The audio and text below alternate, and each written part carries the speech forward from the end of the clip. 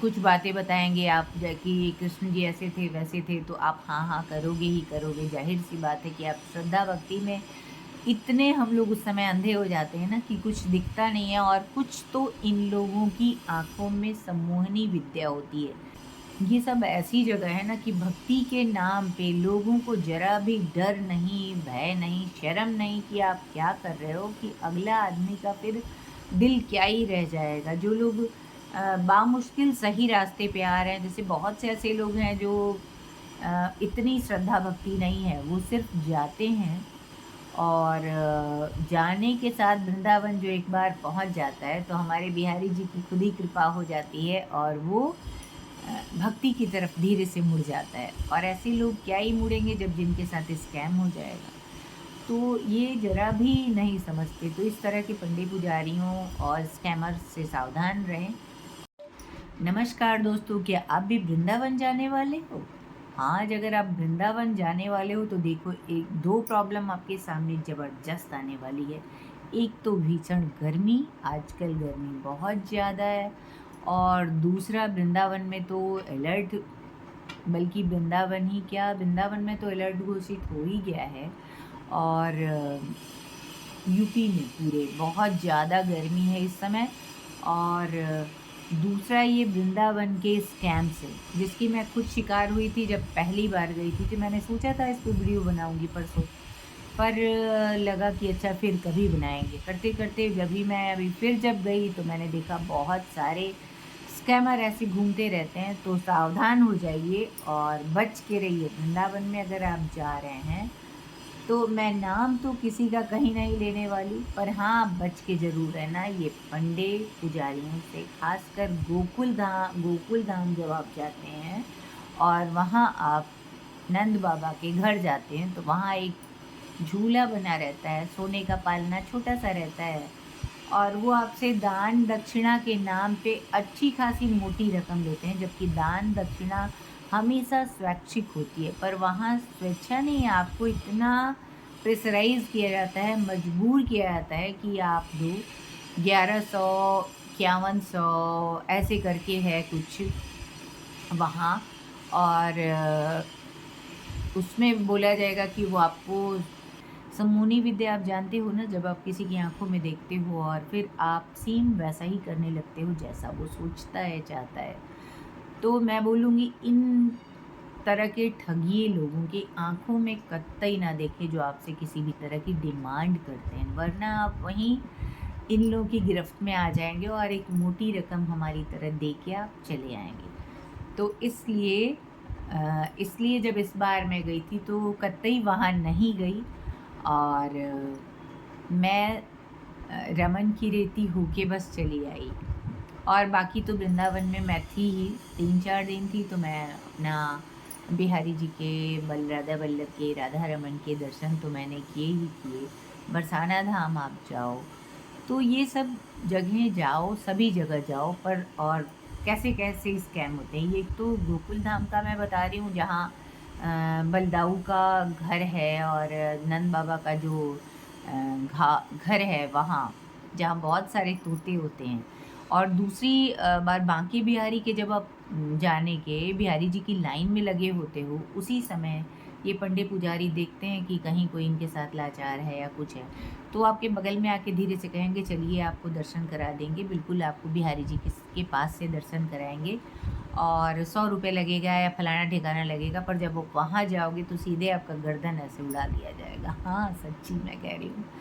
तो इनको दूर से ही सलाम करना, क्योंकि जब हम भक्ति में के लिए गए ही हैं तो क्या 2 मिनट आगे 2 मिनट पीछे, दर्शन तो आप जाओगे, आपको सबको मिलेगा। ऐसा तो पक्की बात है कि सबको दर्शन मिलता है।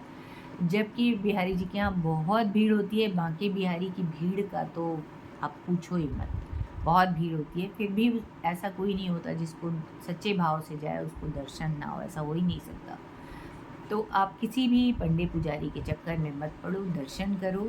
और वहाँ प्रसाद चढ़ाने वाले रहते हैं, उनको आप चाहे जो भी पैकेट आप लेके जाते हो, फूल माला, आप उनको दे सकते हो, वो चढ़ा के आपको दे देंगे। और तीसरा स्कैम होता है जब आप खाने पीने जाते हो ना, तो वहाँ बहुत तरह के माँगने वाले रहते हैं और आपसे रोते हुए आते हैं आपके पास और कहते हैं कि हमें कुछ पैसे दे दो, हमारे परिवार वाले फला जगह ढेका जगह हैं और हमारा पूरा पैसा किसी ने पॉकेट मार लिया है और आपको ज़रूर दया आएगी, टिकट भर का पैसे दे दो, बाकी हम मैनेज कर लेंगे, इस तरह करके। अब क्योंकि मैंने देखा कई बार वही आदमी 2-3 बार मुझे मिला अलग-अलग जगह पर। जैसे हम लोग ना लाडली के लिए कुछ पैक करा लेते थे, वो खाना च्यू नहीं कर पाती है, तो अलग-अलग जगह से देख के उसके लिए कुछ, तो वो कई बार मिले।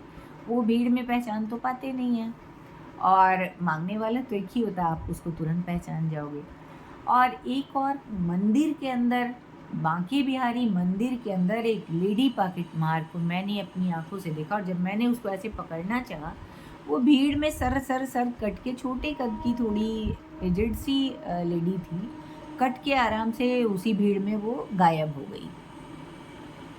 तो बांके बिहारी की जब भीड़ में आप जाओ, जेब में बहुत पैसे वगैरह लेके मत जाओ और जाओ तो सुरक्षित लेके जाओ, क्योंकि वहाँ बहुत तरह के स्कैम होते हैं। ये मैंने अपनी आँखों से देखा है, मैं कोई भी सुनी सुनाई बात नहीं कह रही, वरना तो आप देखोगे बहुत सारी ऐसी लोगों ने डाल रखे होंगे। मैं नहीं जानती किसके साथ क्या हुआ, पर हमारे साथ पॉकेट मार को मैंने अपनी आँखों से देखा।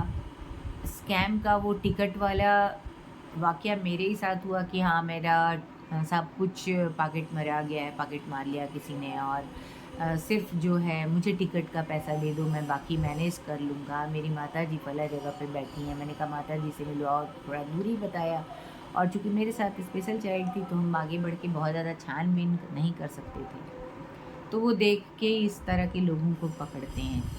और मंदिर में हुआ, गोकुल धाम जब हम गए थे वहाँ बलराम जी के मंदिर में और नंद बाबा के घर में, वहाँ भी स्कैम अच्छे से हुआ था। वहाँ तो सबसे अच्छी गर्दन कटाई हुई थी। और वृंदावन जाए और वाक़ई में वहाँ का जो कहते हैं ना, कण-कण बोलता है श्री राधा राधा, तो वाक़ई आपके भक्ति का नशा आपके यहाँ सिर चढ़ के बोलता है और आप पूरे नशे में होते हो। और दुनिया का सबसे भयंकर नशा भक्ति का होता है, गजब नशा। आप भक्ति में रोते, गाते, नाचते बहुत से लोगों को आपने देखा होगा और क्या ही बताऊँ, बात करते-करते रोंगटे खड़े हो जाते हैं। इस तरह से भक्ति का नशा होता है और मैं चाहूँगी कि हर लोग भक्ति का नशा करें और डूब जाएँ प्रभु की भक्ति में, पर ज़रा सावधानी से, क्योंकि सावधानी हटी दुर्घटना घटी। वहीं कुछ होता है जहाँ हम सावधान नहीं रहते हैं। प्रभु भी कहते हैं ना, मैंने आँखें ये बुद्धि दी तो सोच समझ के आप काम करो। उनका ही दिया ये है भेजा जो सही काम करना चाहिए। तो अब आगे से जब आप वृंदावन जाओगे तो ज़रा सा सोच समझ के जाना और केयरफुली जाना। हालाँकि 1-2 बार के बाद खुद ही समझ आ जाती है, पर जो नए लोग होंगे उनको मेरे वीडियो से बहुत ही अच्छा मार्गदर्शन मिलेगा कि कहाँ जाएँ और क्या करें। पंडित पुजारियों के चक्कर में ना पड़े, खुद से दर्शन करें, खुद से पूजन करें और जो वहाँ पूजा करने वाले मंदिर के अंदर के जो लोग होते हैं वहाँ उनको दें और इधर-उधर कहीं पंडित पुजारी के चक्कर में ना पड़ें कि हम दर्शन करा देंगे, आप शॉर्टकट रास्ता है। अरे मंदिर ही जा रहे हैं तो कैसा शॉर्टकट यार? भगवान के पास भी जाने का कोई शॉर्टकट रास्ता होता है क्या? भूल जाएँ, शॉर्टकट नहीं, पूरी श्रद्धा भक्ति के साथ जाएँ। ईश्वर आपको खुद ही बुला लेगा अपने पास। आपको नहीं, ऊपर वाले को भी आपसे मिलने की उतनी ही जल्दी पड़ी रहती है। तो ये इसी के साथ वीडियो का करते हैं अंत। और वीडियो अगर आपको पसंद आता है तो प्लीज़ राइट साइड में जो रेड बटन है उसको हिट करें और बेल आइकन बना है उसको भी आप टच कर लें ताकि वीडियो के नोटिफिकेशन सबसे पहले आप तक जाए और आप सावधान होके और पूरा आनंद ले पाएँ ब्रज का।